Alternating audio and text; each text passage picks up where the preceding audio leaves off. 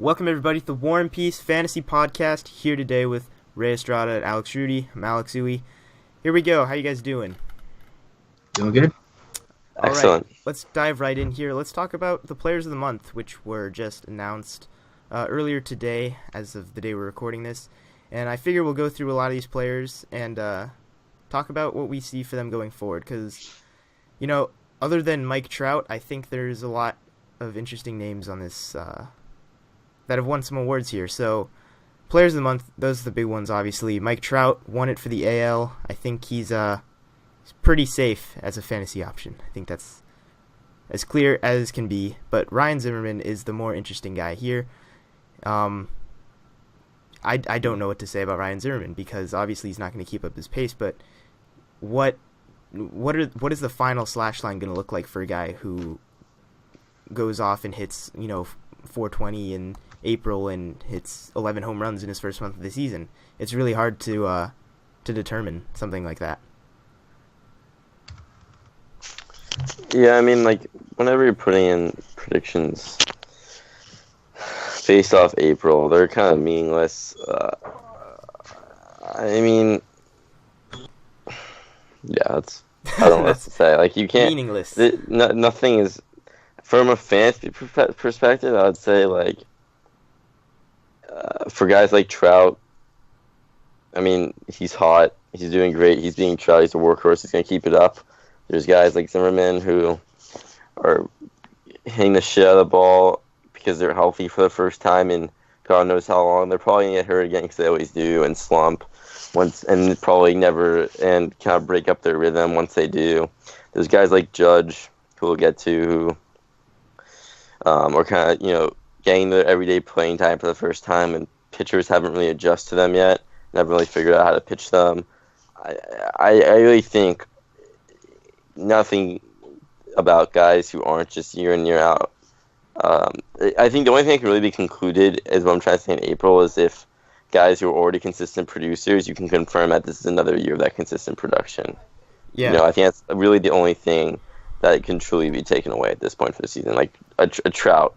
Not obviously there are guys not just that good who are consistent every year, but you have to be, I would say, a guy who's at least been putting up your numbers for 2 or 3 seasons now, and then you're continuing that production for another year that you've demonstrated in April, for me to really put any real meaningful fantasy opinion into what you've done so far in the season.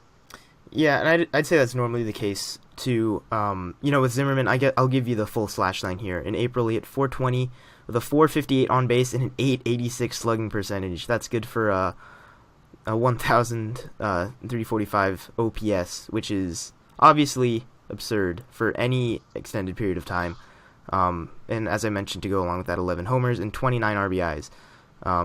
There's a few things that I think will be pretty consistent, and that will be the RBIs, where he's hitting in that lineup, and obviously the guys he has in front of him. I think there's no question that if he's on the field, he can reach 100 RBI easily.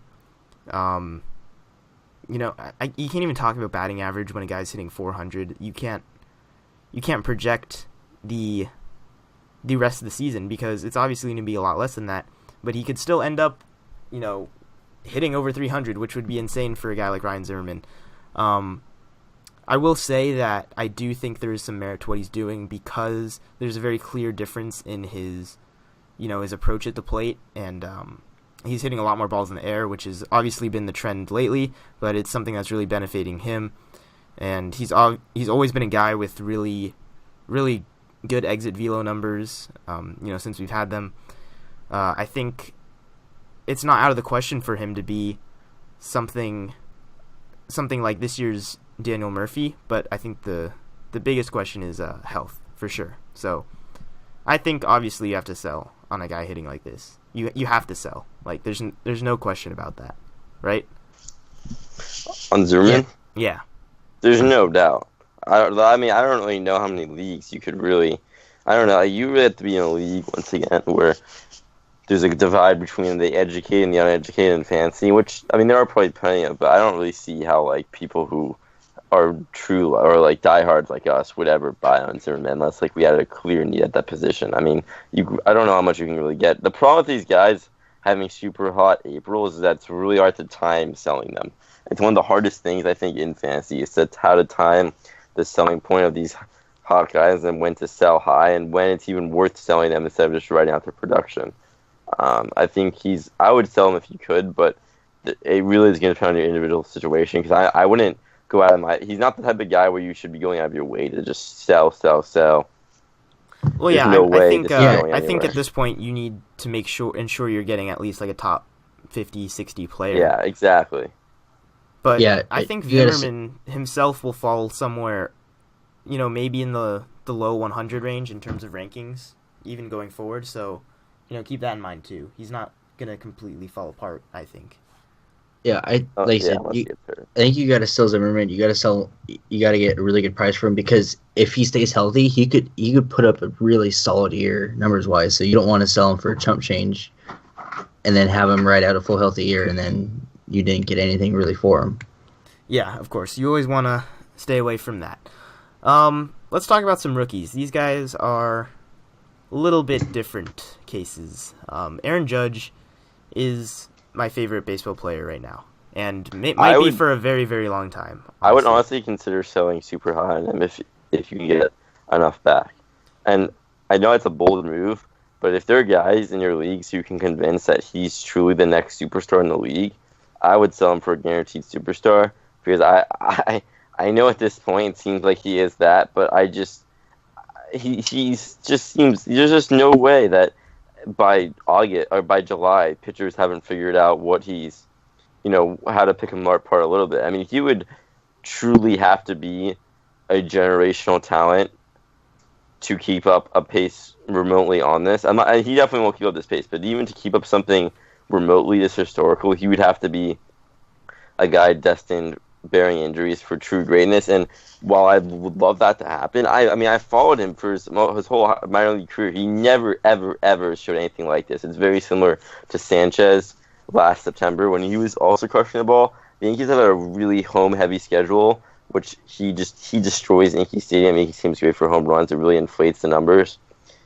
I would either ride him out and just enjoy the production. He's an incredible keeper option, especially as the Yankees' offense continues to improve in these next couple of years as their other young guys come in and they sign some in their prime free agents. But if you could convince someone to give you a top 20 guy, I would say, I would probably do it. On top 20, I don't know if situations you could do that, but I think there are probably guys. Oh, absolutely. Yeah. Let me ask you this: say you have Zimmermann and Judge on your team, you have to sell one of them and keep the other. Who do you sell? I'm keeping Judge 100%. Is this a single? It would depend if it's single season. I know the easy answer in a keeper league is Judge. I know that. Yeah. Aaron single Judge season. has probably not had any health problems. problems. Not gonna get hurt. Yeah. Zimmermann. I think Zimmermann might be. I would. It also obviously depends so much what you get back, but I would definitely go out of my way to sell Zimmermann more than I go out of my way to sell Judge. That's for sure. Okay. Yeah, let me make I was just wondering. I don't have. Let me make you the quick case for Judge becoming, or obviously it looks like he's become a superstar. And let me make you the case for why that's not completely absurd. The patience is insane, and it's something we've never seen before from this guy. He has an on-base percentage 100 points higher than his batting average. Is that sustainable, though? To have that patience when he's never demonstrated that ever in his career of professional baseball? Well, the thing is, patience is a choice. Patience is a philosophy. Okay, it's part of your plate approach. It's not the same as the pitcher's approach. But let me ask you this. Once Once pitchers start attacking him in different ways, do you think that patience he's just going to keep to it? Once he starts frustrating and getting flustered, do you think he sticks to this patient routine that he's been keeping? That was going to be my question. It's easy to be patient when you know you can smash balls like this, but then once he starts struggling, is he going to start reaching for more balls? I don't think that's going to be the case. The Yankees are historically, in recent years anyway, one of the more, patient hitting lineups in baseball. And I think that philosophy is not just going to dissolve once pitchers start pitching him differently, which they are going to do, obviously. There's going to be, an adjustment period or, kind of that regression to what the mean should be, but that's the real question, is what is he going to regress to? Because he's not a 330 hitter. He's probably going to be somewhere, people are saying he looks like a guy who will hit 250 with a lot of power, but he could be a guy who hits 290, 300 with a lot of power, and that would be what makes him a superstar. If that honestly happens, I will buy his jersey. I might buy his jersey anyway. If he keeps. I might buy it, but I'm gonna buy the Ultra Supreme jersey and hang it on my room. I'm gonna wear it every day. Ship it every day and pray to it at night because I don't. Can you? I mean, let me ask, how good was, let's say, Trout in the minor leagues? I didn't follow him. You guys know, I followed Judge. He was not impressive ever, honestly. He was good and he deserved his call up. But his call-up was always based on his physical tools and his merit as a worker and as a potential player, way more than ever than his minor league production. And I guess it's possible that he's just built for the majors and not the minors offensively. Francisco Lindor is an incredible example of that. And that might just be the newest crop of guys who just bang it in the majors and just adjust well. But I've never seen anything like. Not unheard of. I've never seen anything like this before in my entire life. I think with all the analysis we have on prospects and young players, I think it's kind of important to remember that young players do get better. And as crazy as it is to think that this monster of a baseball player could have gotten even better, we look at it and we're analytically telling ourselves that, oh, this guy, he's too big and his swing's too big to have any success. He's gonna strike out a ton. He'll hit for power. Obviously, he's a huge guy, and he kind of fits that profile. Players do get better, and they make adjustments and they make improvements. And I'm just gonna say right now, I'm all in on all Yankees hitters because there's something clearly going on that's different. There's a hitting coaching there has been outstanding so far. I am 100% on board with pick up Didi Gregorius, pick up Chase Headley, do it, pick them up. They're worth your while. Starting Castro, obviously he's a streaky player, but I'm gonna ride that hand. The Yankees, there's something in the water there when Austin Romine is hitting a home run a couple of days and hitting 300. He's one of the worst. He's one of the most defensive backup catchers I've ever seen in my entire life, and there's something going on. There's some golden underwear returning, or I don't know what. But I just want to make a comment on Judge. You guys obviously have a much better look at him as Yankees fans. Rudy, you said he fell into the minors. I'm worried that he might follow a Yasiel Puig type arc. Yasiel Puig took the major by storm, hitting for power, hitting for average, and then pitchers started figuring him out. He started chasing balls, and then he was questioning whether he should even be in the Dodgers anymore, whether they should trade him. Do you worry about that? The only difference I see is just because their characters are really different. And nothing against Yasiel Puig, but I mean, I think we compared him to a horse earlier. No, he's the wild horse. His nickname is a wild horse. I can't take credit for that. He's an untamed colt who's never been tamed, and Aaron Judge is an incredibly impressively humble, and it seems like a great worker so far. I know he said when he was awarded AL Rookie of the Month this month, he said it was a team award. Everything he's handled this fame incredibly. I think he has a lot of charisma. I don't think he's a guy who, at least if he really does have a huge ego, he does an incredible job of hiding it. And he really seems like a guy who just loves the game and just does everything he can to just play devil's advocate, to improve and adjust. So I think in the long term, I don't see how this guy isn't an incredible player. I'm just saying for the season itself. I'm a pessimistic person. I cannot. I'm on this wild ride to the end, and I hope it never ends. But you would think the roller coaster ride eventually, drops. It doesn't just rise continuously into the sky. Yeah, that would be a scary roller coaster. That would be terrifying. I'm gonna give a more accurate comp here than Yasiel Puig. Basically, what I'm seeing here reminds me a lot of Miguel Sano, who is right now one of the best hitters to pick up. Absolutely get him if you can. Not talked about as much as he probably should, considering the season he's had. He's on the Twins. Twins. Sano took the league by storm, like forced his way into the Rookie of the Year discussion that year he came up in a significantly less amount of games. That same year he was with Correa and who's the other one in the AL that year? I don't remember, but it was a really good class. There was no way he was going to win. I think it was Lindor. It was Lindor, right? Also. Yeah, okay. Sano took the league by storm, struggled a lot his second year. And I'm not saying that Judge is bound to struggle that much, but I think this is a guy where you have to trust the skills and trust the improvements he's made. Because Sano was a guy with serious holes in his swing, serious problems with strikeouts in the minor leagues. Judge was profiled as that kind of guy, but Sano had way bigger issues with it from what I remember, and made a great adjustment to the big leagues. And even now, I think, obviously he's off to a great start again. When you have the ability to put up exit velocity numbers that are significantly higher than the league average, and the plate approach is sound, the numbers will balance out. And peaks and valleys for young players are going to happen, but it's about where you see their baseline at. And I think players like this, we set their baseline too low sometimes. So I think Judge definitely needs more credit than he's getting. I think a lot of people are kind of, ready to jump off the Aaron Judge bandwagon as soon as it, bursts into flames, but I don't think it will. So I would argue that's not too dissimilar from Puig's career arc. Puig's career arc just I was talking more skill-wise. Hamstring injuries. I was talking skill-wise, though. Miguel Sano and Aaron Judge profile a lot more similarly. Yeah, that's enough about him, though. We've sung his praises way, way too much on this show. You guys have. Actually, or maybe it's not enough. I don't know. No. It's not enough. I know we have, but honestly, I think we would, if he was, I don't think it's because he's a Yankee.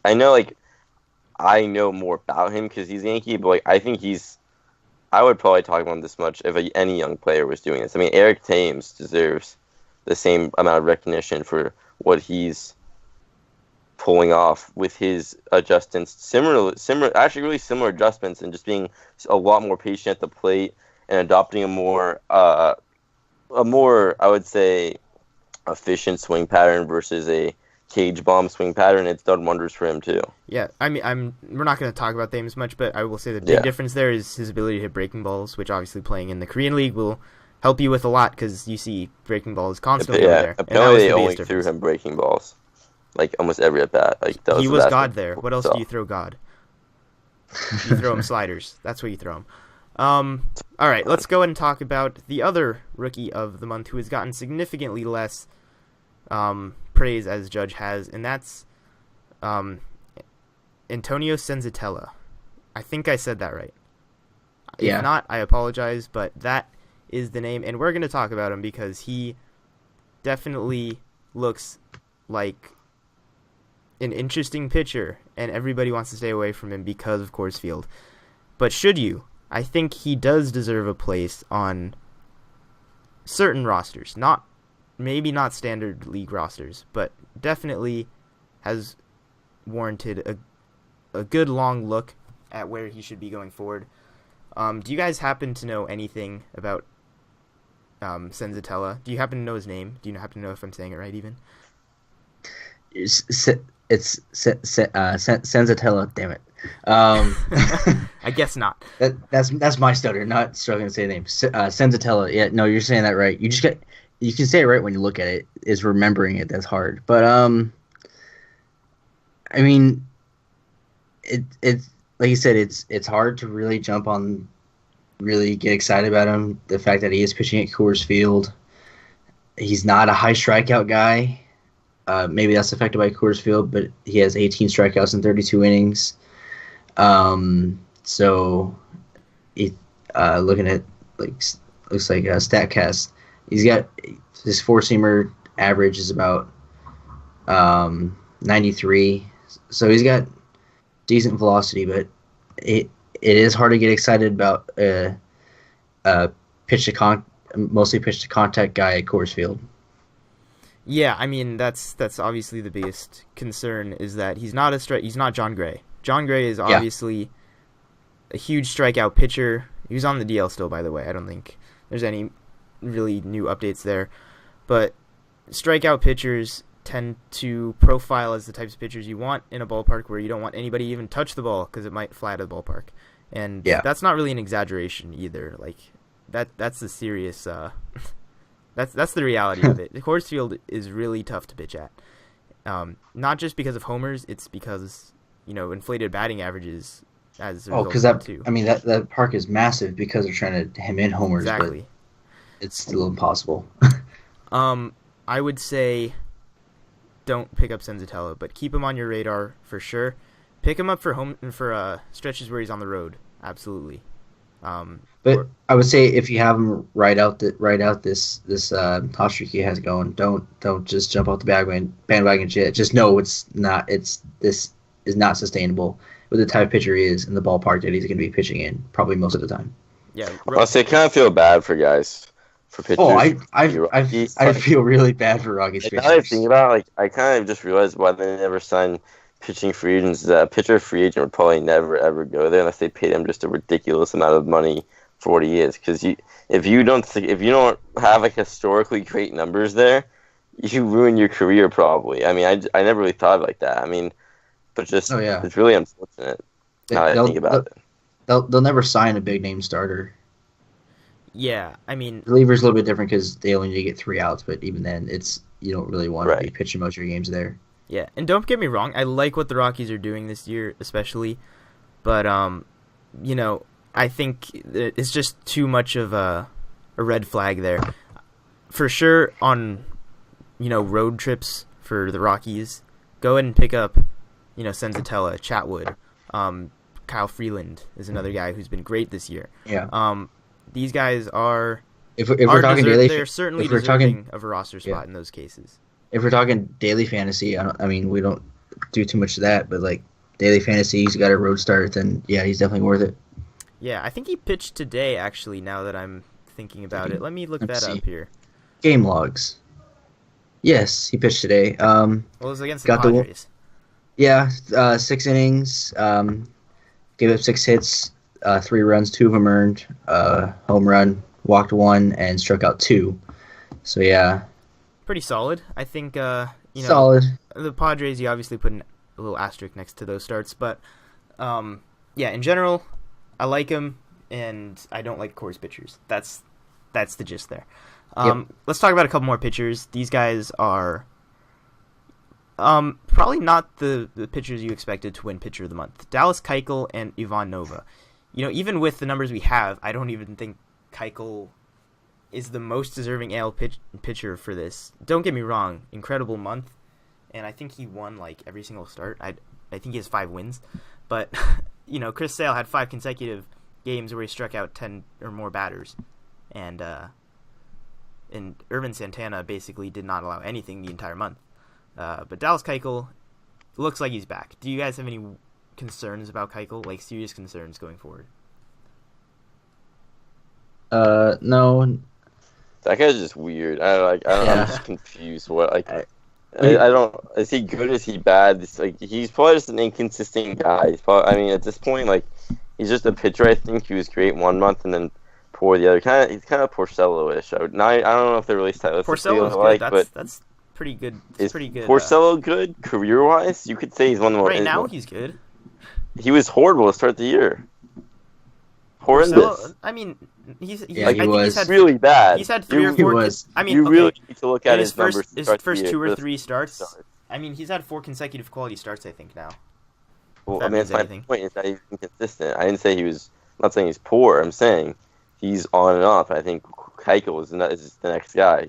It's the same type of guy. 1 month he's hot, 1 month he's cold. 1 month he's hot, 1 month he's cold. I think that's what he is at this point. That's what I'm trying to say. Yeah, remember his Cy Young year? He was insane at home, which made zero sense because it was a hitter's ballpark. He was so good. And it was a hitter's ballpark. I have no. There's no. AL Cy Young has been awarded really strangely, honestly, in recent history.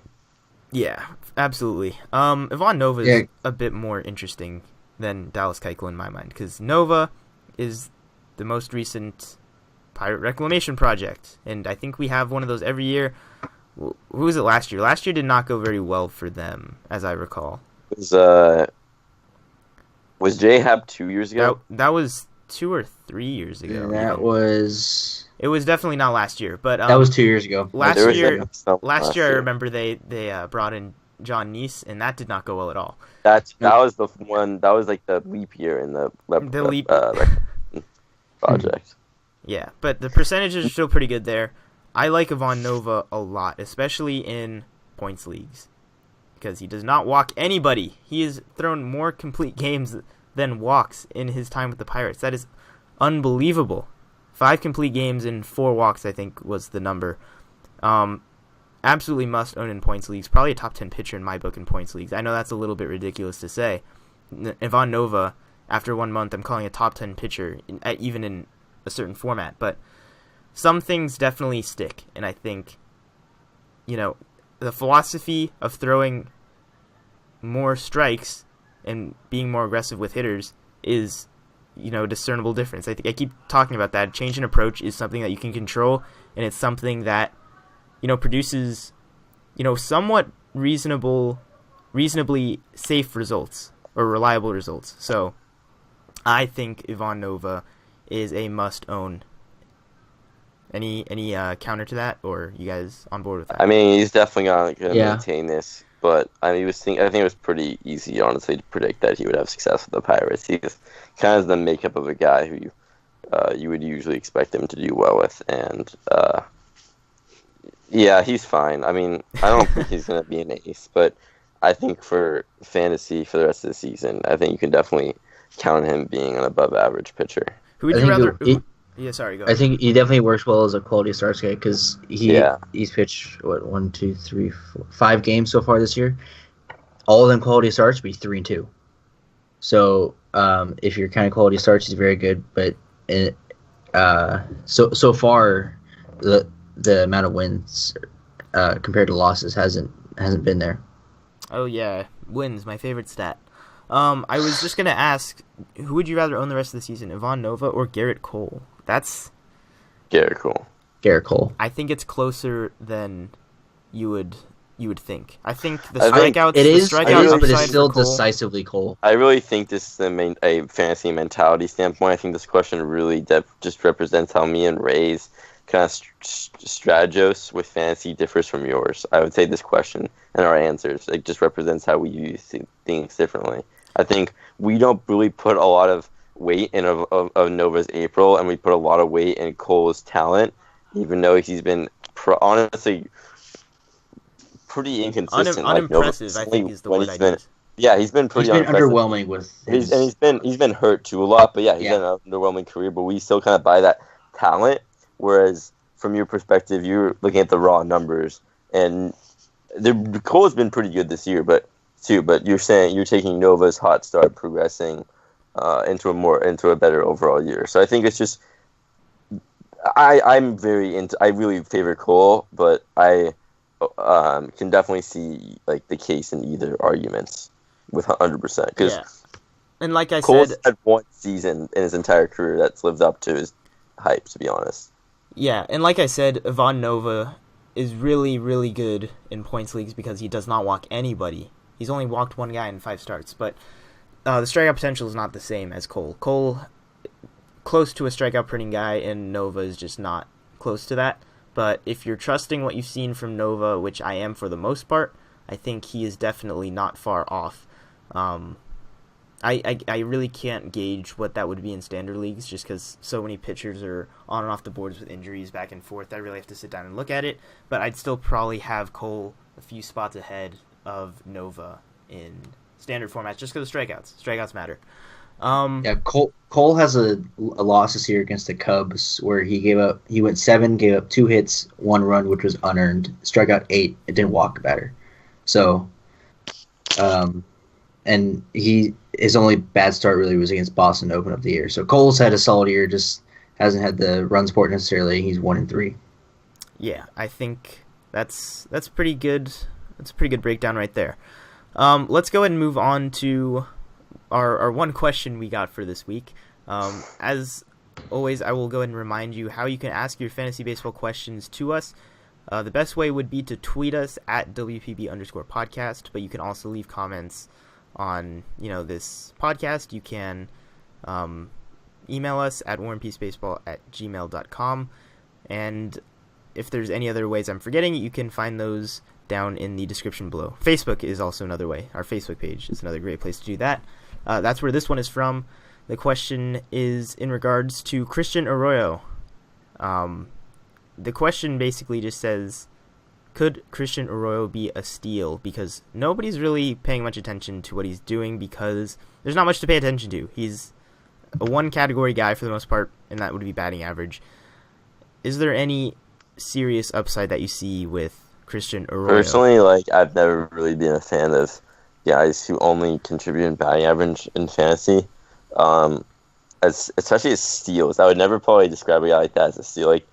Is his comp like DJ LeMahieu? I don't really know a lot about Christian. I think that's a good Arroyo, comp. But It's from a good comp. a fantasy production standpoint, is that what he is? Because I have used DJ LeMahieu in fantasy for 3 years now. I always draft him because I know he'll get me production, and I can rely on him. I don't have to worry about him for the year. But I don't draft him as a steal. I draft him because DJ LeMahieu will be good for average and decent and run scored. And I don't have to worry about I just don't have to worry about his position for the rest of the year. If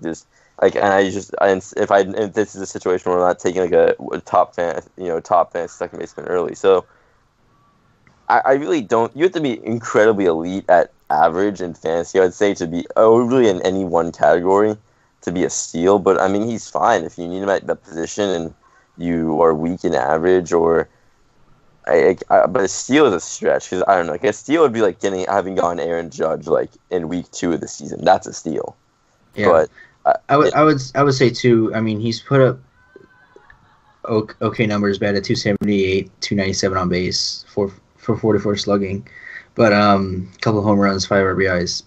But he's only played a handful of games, 6 of those against the Dodgers, three of those against the Padres. So I'd say, versus any other combination of teams, I would still say look for a bigger sample size. And I mean, the production isn't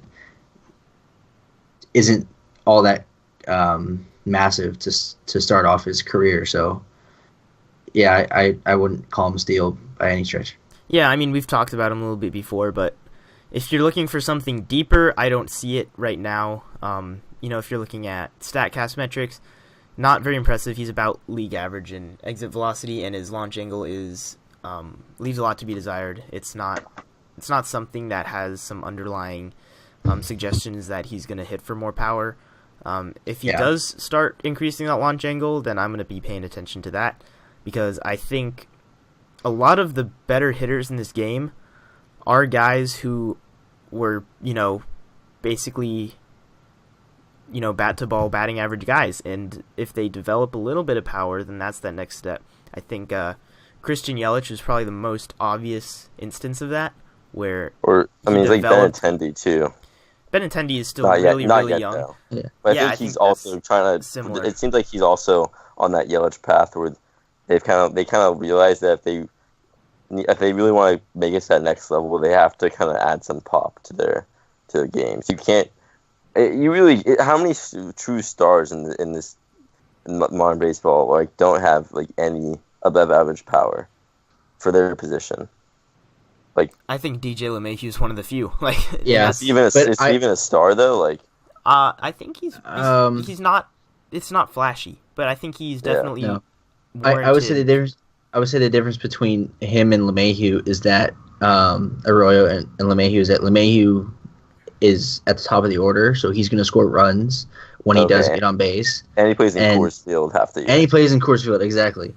Which is actually really good for a guy who just sprays the ball over the field because there's so much room to, lay it in, I would say. Yeah, we love Coors Field.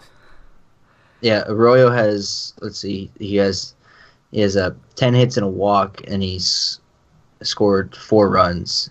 So that's the thing. That's the thing that brings LeMahieu's value up. Not only, he's obviously a great average hitter, but he's going to get you runs too. So he has a little bit of help in another category, which is what makes LeMahieu a good option too. Yep, I agree. I think you can't project even Arroyo to hit 330 like maybe we can DJ LeMahieu, but for the most part, I like I like Arroyo. He's okay. He's not a steal though.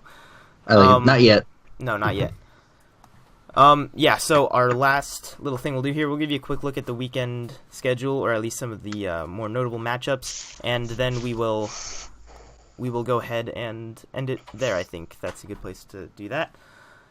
We will first talk about the Yankees at Cubs. We will see probably, dare I say, a potential World Series matchup? Nah, that's a little bit ambitious right there.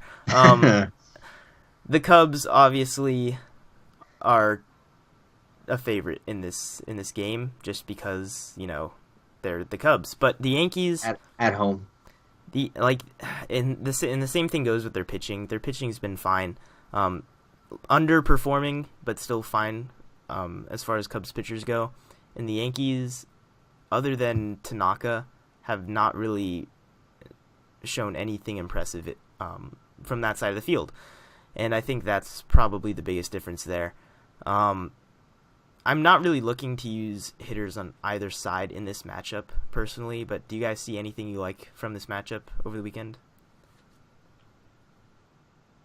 I don't know. I mean, playing at Wrigley, nothing really jumps out to you. Like you said, the pitchers haven't been outstanding, so there's nobody you're totally looking at. So what is Wrigley's preferences? Is it him more hitter or pitcher, or is it neutral? It's the friendly confines of Wrigley. It all depends upon the wind. It all depends upon the wind. I mean, I would just say the Yankees have played a lot of.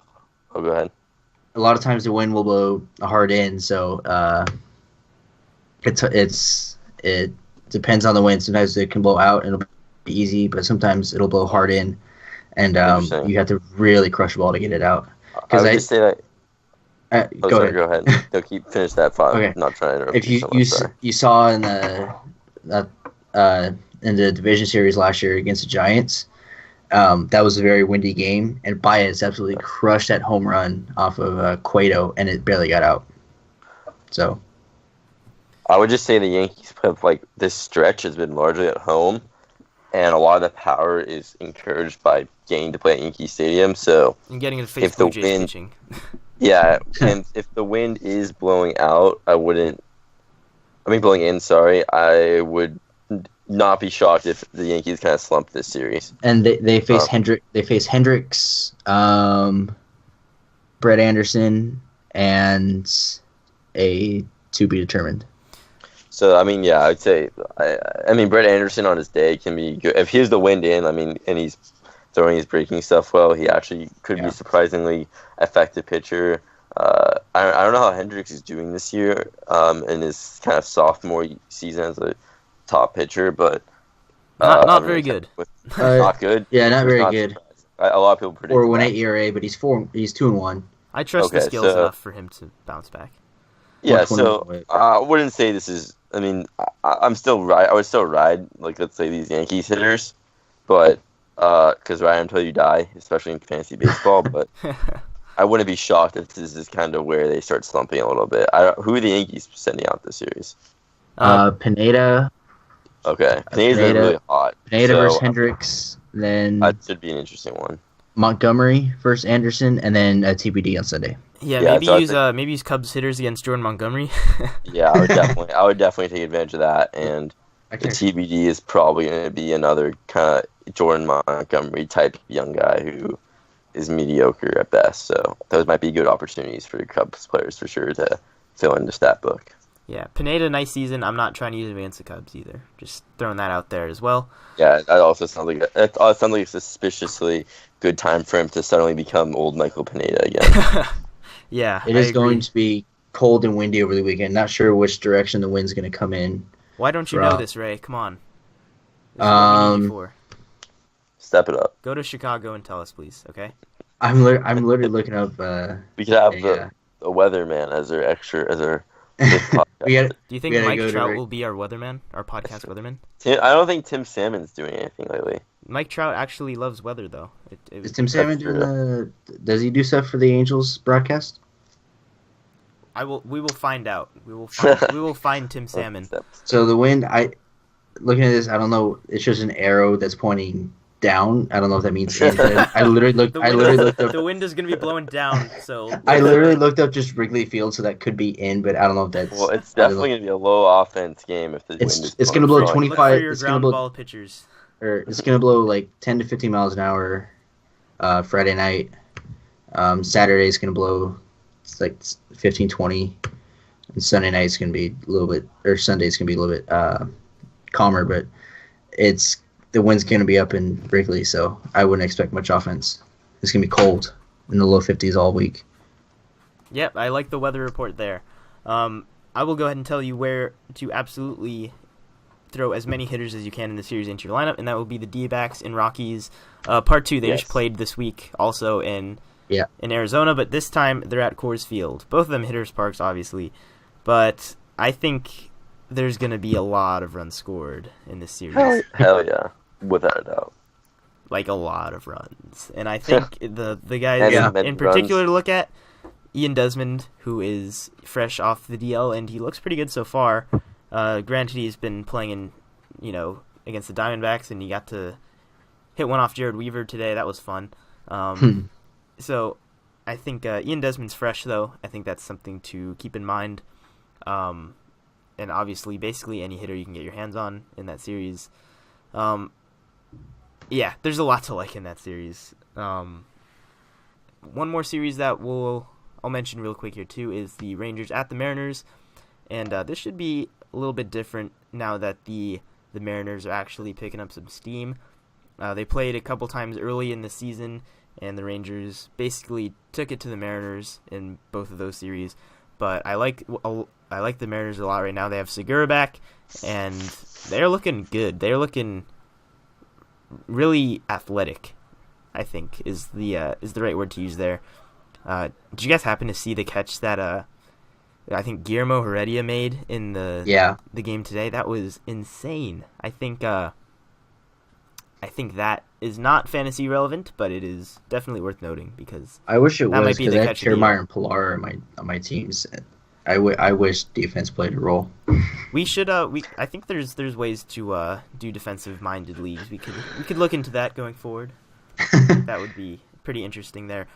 But in that series, at Safeco Field, I think there's plenty of hot Mariner hitters to go with there. From the Rangers side, it's a little harder to say because the Rangers haven't had a lot of offense going for them. Joey Gallo's been a very pleasant surprise so far, I will mention. He's supposed to be a temporary guy, but Gomez has been pretty good, right? Or no? Yeah, Gomez too. Possibly if you want to look at pitching matchups again for that series, the Rangers going, you have Darvish Friday, Martin Perez on Saturday, and Andrew Cashner on Sunday. Going for the Mariners, you have Gallardo on Friday, Chase DeYoung on Saturday, and TBD on Sunday. So I think that's a you should really hitter series for sure. It is a hitter series for sure. Yeah. So I gotta say, I know we kind of actually just finished up. Sorry. No, good. Now I'm curious. I was gonna say because we didn't really say anything about it, but I just looked up the Rockies lineup, and it's like ridiculous. It's truly a murderer's row of guys who I just don't really think of as the top hitters in the league except for Arenado, but I do not want to pitch to any of these guys ever. I think Charlie Blackmon is definitely he's the real deal for sure. He's absolutely at Coors Field, yes. And it took way too long for people to realize that Charlie Blackmon is actually capable of being a productive hitter. Wow. And it's not just Coors Field, too, guys. Use him on the road. Use Charlie Blackmon everywhere. The Rockies are good. They are legit. That's all I'll say about that. So we'll end up our podcast for today. Thank you all for joining us. As always, feedback very much appreciated. You can, leave us feedback on any of the social media, Twitter, Facebook, all that kind of stuff. Links for that will be below. Check out our website, and the link for that will also be below.